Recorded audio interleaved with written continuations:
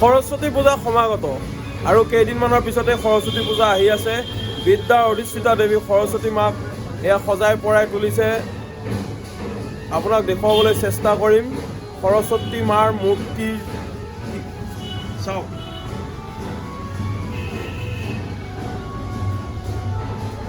আৰু কথা পাতিবলৈ চেষ্টা কৰিম ইয়াৰ স্বত্বাধিকাৰী তথা এই সৰস্বতী মূৰ্তিবিলাক বনোৱা শিল্পীগৰাকীৰ লগত। তেখেত আমাৰ লগত উপস্থিত আছে। দাদা, আপোনাক স্বাগতম জনাইছোঁ মোৰ ফেচবুক পেজলৈ। সৰস্বতী ইয়াত যিমানবোৰ আছে চব সৰস্বতীৰ মূৰ্তিয়ে নহয় জানো? এইবাৰ আপুনি কিমান জনা সৰস্বতী মূৰ্তি বনাইছে? 110 কিমান? 110। এই যে বনাইছে কিমান দিনৰ পৰা আপোনালোকে বনাই আছে? 1.5 মাহৰ পৰা। যিবোৰ সৰস্বতী মূৰ্তি বনাই আছে ইয়াৰ আপোনাৰ মূল্য কিমানৰ পৰা কিমানলৈকে গৈছে এইবাৰ? 7,500। হাইষ্ট কিমান? 7,500। 7,500 আৰু লয়ষ্ট 500।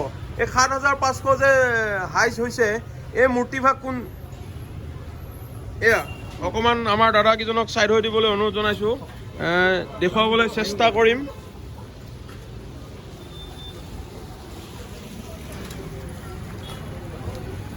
মা সৰস্বতী দেৱীৰ এইভাগ মূৰ্তিৰ মূল্য হৈছে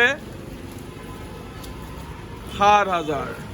চাওক, খুবেই সুন্দৰ হ'ব। এতিয়াও ৰং তুলিকাৰ পৰশ পাবলৈ বাকী আছে। এতিয়াই এক সুন্দৰ মনোমোহা দেখিবলৈ সোণত সুৱগা চৰিছে। ইয়াক যদি ইয়াৰ ৰং তুলিকাৰ পৰশ পোৱা যায় হয়তো নিশ্চয় আৰু ভাল লাগিব। আপোনালোকে আহিব পাৰে ইয়াত। মই দাদাজনক সুধিবলৈ বিচাৰিম কোনোবাই যদি হঠাৎ বিচাৰি আহে তেনেকৈ দিব পৰাকৈ আছে নেকি? নিশ্চয় আছে না? গতিকে আহক আৰু আপোনাৰ এড্ৰেছটো কৈ দিয়ক। জাগিৰোড নিয়াৰ ৰেলগেট। মই ডেছক্ৰিপশ্যনত নাম্বাৰটো দি দিম।